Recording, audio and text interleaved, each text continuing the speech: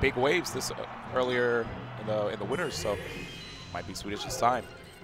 I don't think Hungrybox is going to go down easy, though. Like you said, these were like game 5s, right? So yeah, going to be neck and neck here. We're already getting into the match. Noticing how Hungrybox is just trying to combat the platform movement from Swedish Delight. Swedish is trying to mix up his angles of attack. Yeah. Down tilt, you have to mix it up against Hungrybox. You have to constantly rotate between your toolkit as Sheik, because if you're too predictable, Hungrybox will just call you out and kill you. Yeah, I mean, we just saw Swedish try to go for a grab there, but it was like, first off, he was super far, and Jiggs could crouch. And the fact that Hungrybox immediately reacted and F-smash is kind of scary. Yeah. So let's see. I know Hungrybox has a tremendous amount of respect for Swedish. Granted that these sets have been so close, so I know that he's probably doing a lot of studying on Swedish Delight specifically.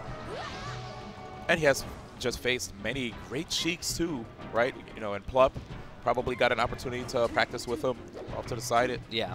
If he's not playing Luigi for whatever reason. I don't think he plays Luigi friendlies. Oh, my God. These up airs are so good. And just staying behind the opponent, take away the grab option. So smart. The one thing that's risky about forward smash is that there's so much lag that you can actually just boost grab and then punish it. Sheik. Yes. Oh, missed the tech there. Yeah. The tech, the smash the eye down tech that he did get before did help him out a lot because, you know, it's Jiggs, right, who has great horizontal coverage. This is risky. This is risky. Oh, but he got it. Yeah. And he ends up getting a kill.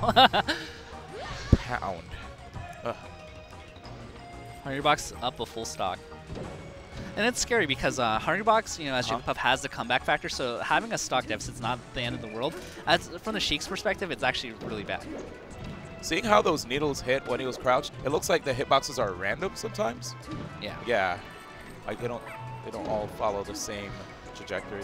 And one of the big things that's really worrisome if you're a Sheik main playing against Hungrybox is that for the longest time, Hungrybox hasn't been able to punish the down smash, but now he just crouch cancels it and then rests you. So down smash is out of the picture in this matchup against Hungrybox in particular. Ooh, down throw fair does not kill off the side at 108. Not a good look. Not a good look. And he could just puff his way back. Yep. There it is. Oof. 29. That's not bad. Not bad. Yeah. Reaching forward. Oh, that's scary. A lot of damage. Oh, really quick shield drop. Oh, that was unfortunate because they're just pushing him far enough that he couldn't shield grab it.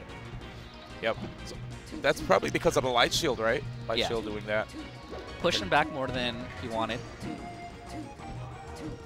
Hungrybox just maintaining the lead right here, trying to see if he can find an aerial, but instead Swedish with the back airs, kind of keeping him out. Really good boxing out on Swedish's end.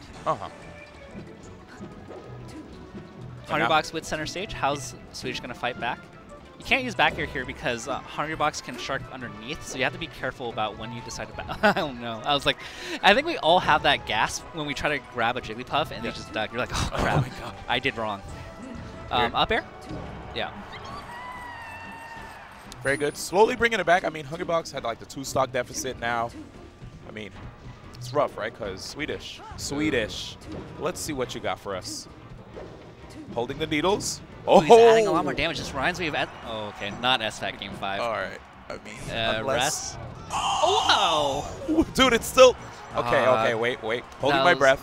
He's going to. There it is. There it is. That would have been so funny if that was like a phantom rest. That would not be funny. Yeah. Bad Tafo. Bad Tafo. No, it wouldn't be funny. Depending on whose side you're on. But that was, that was Swedish started to bring it back together towards the end of that match. Using the platforms to his advantage, right, to do that. He got a little bit too greedy with that dash attack, which ended up costing him, but good takeaway at the last stock. And that's funny because you definitely mentioned that before. The dash attack leading to his demise. I always say that's like one of Swedish's biggest weaknesses, that he will do these random dash attacks that are like they're very ill-advised. Ooh. That's so tricky. But Swedish not taking any of the baits. Yeah. He's definitely playing pretty patient here. Ooh. Down smash at that percentage, really hard to punish because of the knockback it gets. Maybe that's death. Yeah, he definitely had to go for a fair there. Blast him pretty darn close anyway. Good stuff. And of course, Swedish has his brother in Mr. F that he's practiced with for most of his Smash career. So that's where he gets the Jigglypuff experience from. Oh, yeah, I remember Mr. F. Played him in teams back then. It's crazy. Yeah. Woo! Okay. Let's see the punish. This is Sheik, who usually doesn't have a good punish. Yeah, it's about 30%. But no, that tech. Oh! No, that's dirty. Swedish giving a furrowed look. And he did it again. I was just going to say, please, no, I was no, not about again. to say, yeah, dude. That would have been a DJ Khaled moment, but he sneaks in that fair. Okay, there it is. Good stuff for Hungrybox. It ties the game effectively. Huh. And every time a Hungrybox crouches in front of Swedish, he doesn't take the bait. Instead, he's like, I'm just going to get out of here. There's a trap in this box. I don't want to deal with it. Trying to challenge right there. But Hungrybox just keeps trying to get closer and closer, you notice? Yeah. Whenever he short hops, that's an opportunity for Hungrybox to just inch forward so that the spacing on the back air is worse. Ooh, calls out the fact that Swedish was not willing to jump right away. Good tech, but Hungrybox gets the ledge first and kills Swedish Delight. Yeah, drop zone weak fair to fair. Always doing Hungrybox a lot. Doing really well for Hungrybox, rather. Ooh, good spacing there. Outspaced the back air from Hungrybox. It almost looked like it hit him first, you think, before? Yeah. Yeah. Timing's always a thing, too. And I love these slow falling forward airs from Swedish. It's putting in a lot of mileage. But now he's in the corner. He's now has center stage again.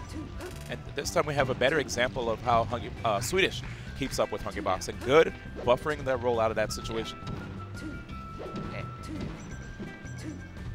And we see Hungrybox approaching with an aerial, and when he lands, he's always pressing down.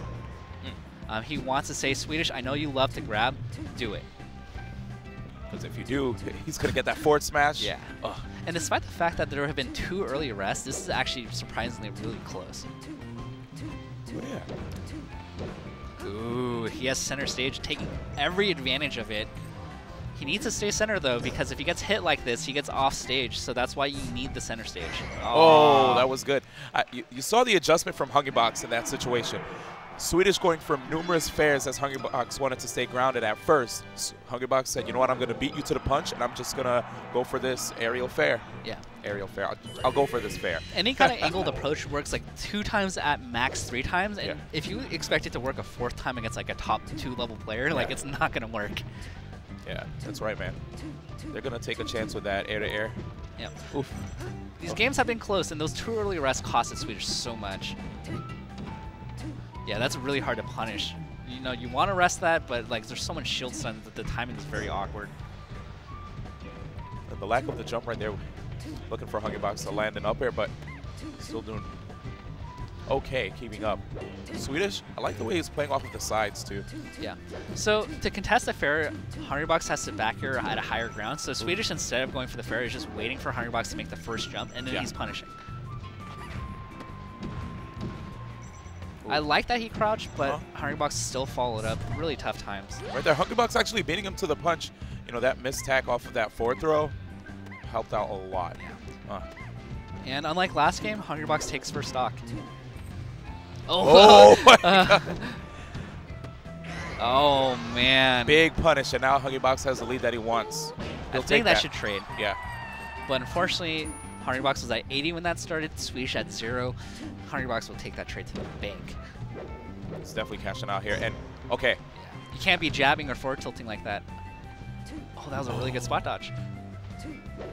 And now we see, you notice the way he's actually going for these fairs. He'll like full jump and then pull back. Yeah.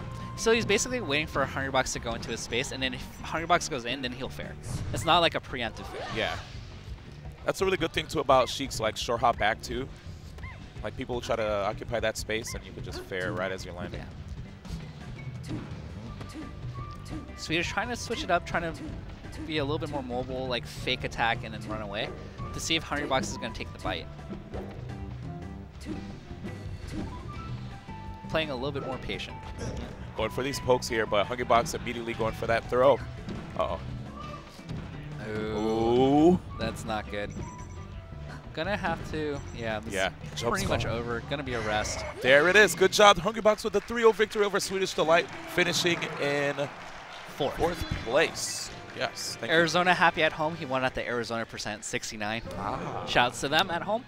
I have to point out one thing. I'm going to give a shout to a net play player from the Midwest called Michael. Okay. His rest punishes are sick. Like, you down smash him, he